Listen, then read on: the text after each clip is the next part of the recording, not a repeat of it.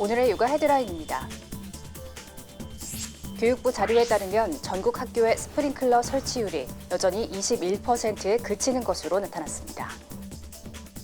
한국노총 중앙연구원 측의 조사 결과 한국 남녀 노동자 임금 격차가 37%에 달하는 것으로 나타났습니다. 배우자 출산 휴가가 3일에서 10일로 대폭 늘어났습니다. 또한 중소기업의 부담을 덜기 위해 정부가 유급 5일분의 급여도 지원합니다. 이상 오늘의 육아 헤드라인이었습니다.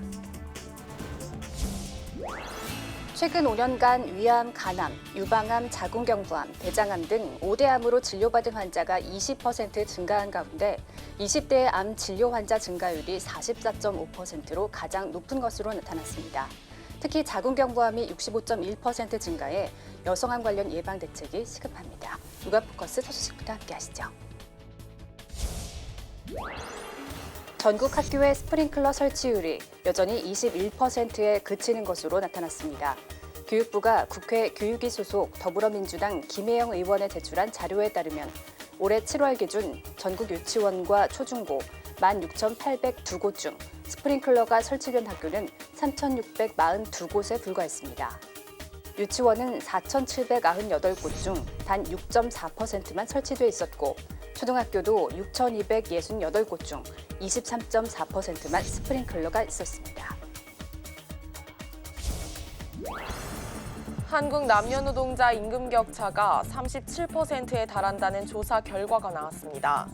한국노총 중앙연구원 측은 지난해 기준 한국 여성의 월 평균 임금이 남성보다 37.1% 낮게 나타났다고 밝혔습니다. 이는 OECD 주요국 중 최고 수준입니다. 특히 비혼 남녀의 임금 격차는 13.4%였으나 기혼자의 경우 임금 격차는 41.5%에 달했습니다. 이는 여성이 출산과 육아 등으로 경력 단절을 겪는 것과 상관관계가 있는 것으로 분석됐습니다. 출산 휴가가 사흘에서 열흘로 대폭 확대됐습니다. 중소기업 노동자들도 편하게 휴가를 쓸 수 있도록 정부가 지원하는데요. 자세한 내용 소개해드리겠습니다. 배우자 출산 휴가가 3일에서 10일로 대폭 늘어났습니다. 고용노동부는 이 같은 내용의 남녀 고용평등과 일가정양립 지원에 관한 법률 개정안이 10월 1일부터 시행된다고 밝혔습니다. 출산 휴가뿐 아니라 휴가 청구 기간도 출산일로부터 30일 이내에서 90일로 늘었고 한 번에 분할 사용도 가능합니다. 중소기업 부담을 덜기 위해 정부가 유급 5일분의 급여도 지원합니다. 중소기업에 대한 부분을 정부가 일정 부분 지원을 함으로써 기업의 문화도 바꾸고 그다음에 가고 싶을 수 있는 근로자들이 선택해서 갈 수 있도록 하는 기회를 넓혔다. 만 8세 이하 자녀를 둔 노동자의 육아기 근로시간 단축 기간도 확대됐습니다. 임금 삭감 없는 1시간 육아기 근로시간 단축이 가능하고 육아휴직과 근로시간 단축을 합쳐 최대 2년 사용이 가능합니다. 또한 근로시간 단축은 하루 1시간부터 최소 3개월 단위로 분할 사용이 가능해졌습니다. 한편 실직자 생계 안정을 위해 지급되는 실업급여 기간이 최장 240일에서 270일로 늘어났고 실업급여액 수준은 높아진 반면 하한액은 최저임금의 80%로 낮아졌습니다. 어린 자녀에게 열이 난다고 느낄 경우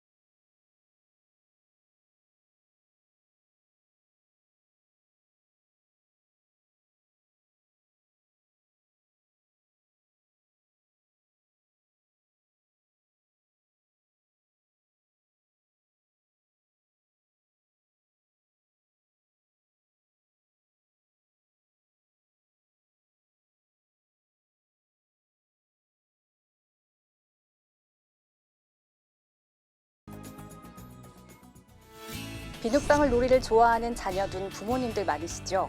앞으로는 이 비눗방울 장난감 조심하셔야겠습니다. 일부 제품에서 가습기 살균제에 쓰였던 유해 물질이 검출되는가 하면 미생물이 허용 기준치보다 3,000배 넘게 나온 제품도 있었습니다. 버튼을 누르자 비눗방울이 쏟아져 나옵니다. 어린이들이 좋아하는 비눗방울 총입니다. 문제는 이 비눗방울에 든 유해 물질입니다. 한국소비자원이 시판 비눗방울 장난감 제품 23개를 조사한 결과 3개 제품에서 사용이 금지된 유해 보존제가 나왔습니다. 가습기 살균제 사건 때 논란이 된 유해 성분, 메칠 클로로이소 치아졸리논 등입니다.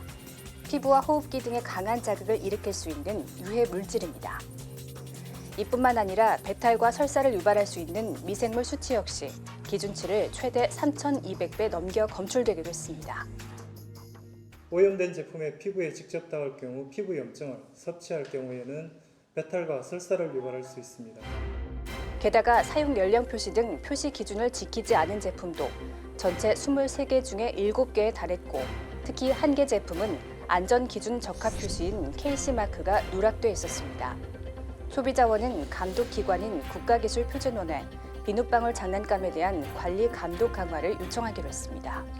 아울러 소비자에게는 비눗방울액을 만지거나 마시지 않도록 주의하고 놀이 후에는 가급적 빨리 손과 몸을 씻을 것을 당부했습니다. 정부가 긴급 부동산 대책을 내놓은 것은 분양가 상한제 시행에 따른 주택 공급 제한 우려는 해소하고 부동산 시장 과열의 요인이 되는 자금 대출을 더 옥죄겠다는 겁니다. 연말까지 부동산 시장에 대한 정부 합동조사는 단기적으로 부동산 시장 안정 효과를 거둘 수 있다는 분석이 나옵니다. 차익 목적의 거래라든지 편법 증여를 통해서 투기 자금이 부동산 시장으로 유입되는 것을 차단하는 시그널을 시장에 보낸 것으로. 소급 적용으로 위헌 논란까지 있었던 관리 처분인가 재건축 아파트에 대한 분양가 상한제 적용을 6개월 유예하기로 하면서 당장 내년 4월까지 밀어내기식 분양이 많아질 것으로 보입니다. 서울에서만 61개 단지 6만 8천 가구가 해당되는데 일시적으로 주택 공급이 늘어날 수 있는 겁니다.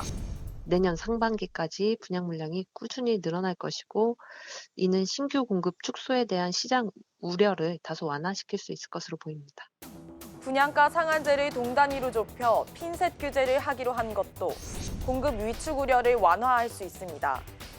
다만 장기적으로 공급 부족 우려가 계속되고 금리 인하 가능성이 커지고 있기 때문에 집값 안정 효과가 지속할지는 유보적인 전망이 많습니다. 시중에 부동자금이 워낙 많아서 상승세가 단기간에 끊길지는 좀 더 지켜봐야 될 것 같습니다. 일각에서는 분양가 상한제 주택에 최장 5년간 거주를 의무화하면 전세 공급이 줄어드는 문제가 생길 수 있다고 지적합니다. 경찰이 지난 1년간 분기별로 공중화장실 5만 곳을 단속했지만 적발 사례가 한 건도 없었습니다.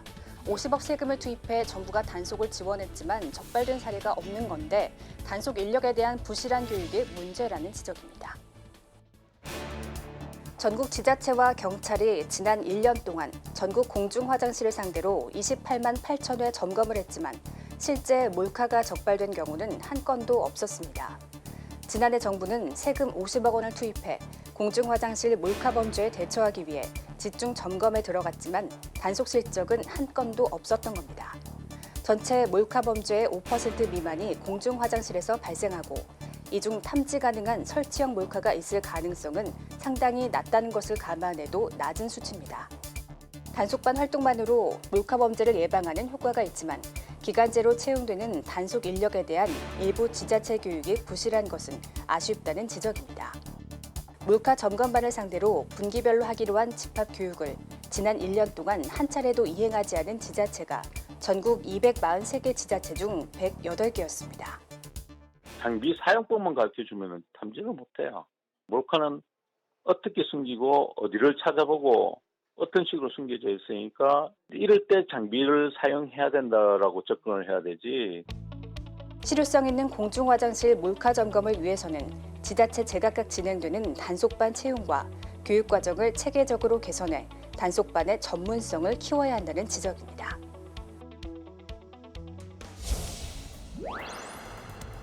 온라인에서 볼 수 있는 줄기세포 화장품 광고입니다. 제품의 성장인자가 풍부해 세포 활성화가 된다고 홍보합니다. 또 다른 줄기세포 화장품 광고. 세포재생 에너지가 피부에 흡수돼 피부 노화 속도를 늦춘다는 내용이 적혀 있습니다. 이 두 가지 모두 불법 광고입니다. 줄기세포 화장품이 세포를 재생시킨다거나 치유한다는 의학적 효능은 아직까지 인정받지 못했기 때문입니다. 이처럼 식품의약품안전처가 줄기세포 표방 화장품 판매 사이트 3,562곳을 점검해보니 의학적 효능이 있는 것처럼 허위 과장 광고를 한 곳이 3곳당 1곳꼴이었습니다. 줄기세포 화장품을 구매할 때는 우선 현행법상 화장품에는 줄기세포 자체가 들어갈 수 없다는 사실을 알아야 합니다. 또 배양액의 피부재생 등 기능성을 인정받지 못했다는 사실도 아시는 게 좋습니다. 줄기세포 화장품을 사용하여 피부 조직 등을 재생, 치유한다는 광고는 허위 과대 광고로 보시면 됩니다. 식약처는 적발된 사이트의 차단을 방송통신심의위원회 등에 요청했으며 해당 화장품 책임 판매업자들에겐 행정처분 등의 조치를 할 예정입니다.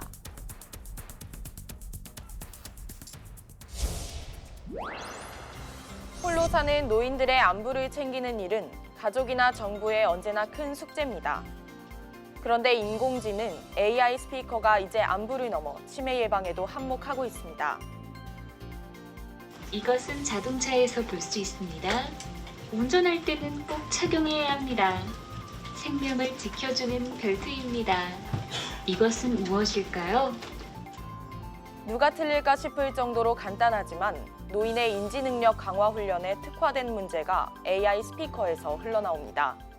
프로그램을 운영하면서 센터든 병원 기반으로 운영하면서 항상 아쉬웠던 게 뭐냐면 일상생활에서는 하실 수 없다라는 거죠. 이제 AI 스피커 한 대만 있으면 집안에서 언제든 병원에서 하는 것과 똑같은 치매 예방 훈련을 할 수 있게 된 겁니다. AI 스피커는 홀몸 노인에게 이야기와 노래도 들려주며 친구모까지 해내고 있습니다. 이용 내역은 무선 인터넷을 통해 돌봄센터로 보내져 건강부터 속마음까지 돌봐주고 위급한 일이 생기기 전에 조치를 취할 수 있게 합니다. 영구 임대주택이 한 15만 가구 정도가 있습니다. 그것도 홀몸 어르신들께서 거주하시는 비율이 30%예요. 인공지능 노인 돌봄 서비스를 이용해서 복지 사각지대를 좀 해소하고자. 현재까지 인공지능 돌봄 서비스를 도입한 지자체는 9곳, 3,100여 가구에 달하고 이달에만 500여 가구가 더 늘어날 전망입니다. 우리 주변 소외된 노인을 챙기는데 최신 정보통신 기술이 한 몫을 톡톡히 해내고 있습니다.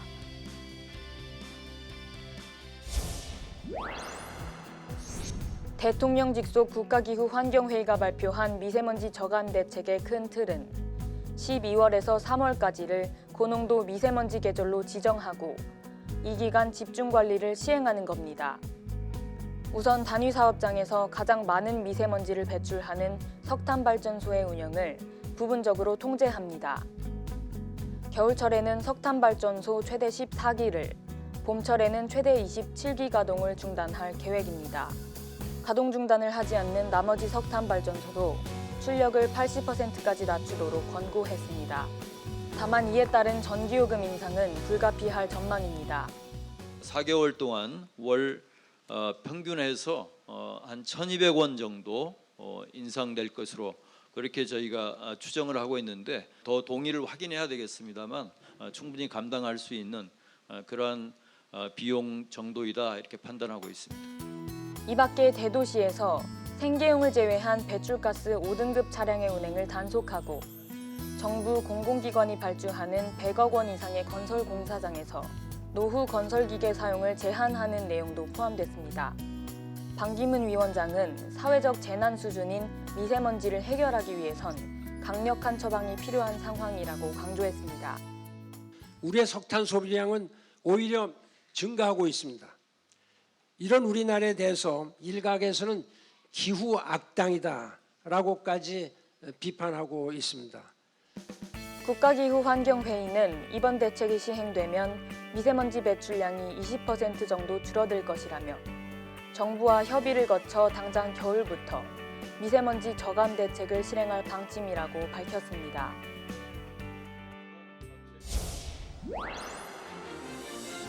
가을 산행에서 무엇보다 주의해야 할 사고는 심장 돌연사입니다. 국립공원공단에 따르면 최근 5년간 국립공원 내에서 발생한 사망사고 106건 중 심정지로 인한 사고는 59건으로 절반을 넘어섰습니다. 이어 추락사 익사순이었습니다. 공단 관계자들은 심정지 사고는 특히 9월부터 11월까지 많이 발생한다고 말합니다. 가을철에 심장돌연사가 가장 많이 발생하고 있고요. 그 이유로는 갑작스런 기온 변화에 적응하지 못한 상태에서 무리하게 산행을 하다가 사고를 예방하려면 산에 오르기 전 자신의 체력과 당일 건강 상태에 맞는 탐방로를 선택하고 충분한 준비 운동을 해야 합니다. 특히 심정지를 주의해야 하는 심혈관 질환자들은 전조 증상이 나타날 수 있습니다. 흉통을 느낀다든지 호흡곤란을 느낀다든지 어지러워진다든지 하는 증상을 느낄 수가 있습니다. 휴식을 취한 이후에 증상이 회복된다고 해서 등산을 재개하는 것보다는 전문 의료기관에서 평가를 제대로. 전문가들은 혼자보다는 여럿이 함께 산행을 즐기고 심폐소생술을 숙지해두는 일도 잊지 말아야 한다고 조언했습니다.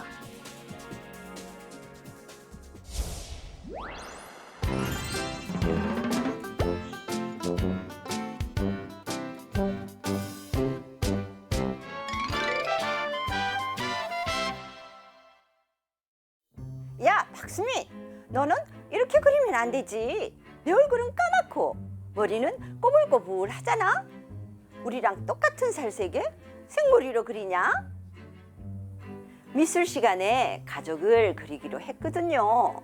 수민이는 살색으로 그릴까 긍정으로 그릴까 망설이다 친구들이 못 보게 가리고 살색으로 그렸는데 성구가 본 거예요. 아이들이 웅성웅성 대자 선생님이 다가오셨어요. 얘들아, 마음속에 있는 대로 그리는 것이 진짜 그림이에요. 그리고 이건 살색이 아니라 살구색이라고 하는 거예요. 그럼 수민이 얼굴은 숫색으로 그려야죠. 집에 돌아온 수민이는 타월로 살갗이 빨개지도록 문지르다가 엄마, 왜 아빠랑 결혼했어? 한국 사람이랑 하지? 아빠도 한국 사람이야. 할아버지가 흑인 병사였지. 그런데 왜 애들은 나만 보면 아프리카 원주민이라고 놀리고 부시맨이라고 놀리냐고.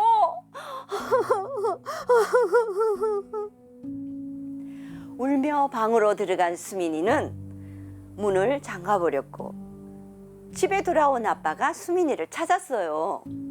수민아, 수민아. 아유, 피곤한가 봐요. 자는지 소리가 없네요. 어? 학교에서 또 안 좋은 일이 있었대? 미술 시간에 가족을 그리라고 했나 봐요. 어린 시절 똑같은 일을 수도 없이 겪은 아빠는 수민이를 이해할 수 있었어요. 부엌에서 밤을 꼬박 새운 아빠는 학교로 찾아갔지요. 여러분, 수민이 아빠가 여러분에게 선물을 주러 오셨대요. 와! 그건 아빠가 밤새 삶고 색칠하여 만든 달걀이었어요. 에이, 세상에 이런 까만 달걀이 어딨어요? 세상엔 하얀 달걀도 있고 갈색 달걀도 있고 메추리알 같이 알록달록한 것도 있어요. 그리고 여기 이렇게 까만 달걀도 있죠. 조용해진 아이들은 까만 달걀을 유심히 들여다보았어요. 속은 하얀색이네요. 그래요. 색은 다르지만 똑같이 흰자위도 있고 노른자위도 있어요. 아저씨랑 수민이가 여러분과 피부색은 다르지만 똑같이 한국 사람인 것처럼요. 아저씨랑 수민이가 한국 사람이에요? 아프리카 사람 아니에요? 그래요. 겉모습은 다르지만 아저씨랑 수민이도 여러분과 똑같은 한국인의 피가 흐르고 있어요. 잔뜩 움츠리고 고개를 들지 못하고 있던 수민이는 자리에서 벌떡 일어나 아빠를 꼭 안았대요.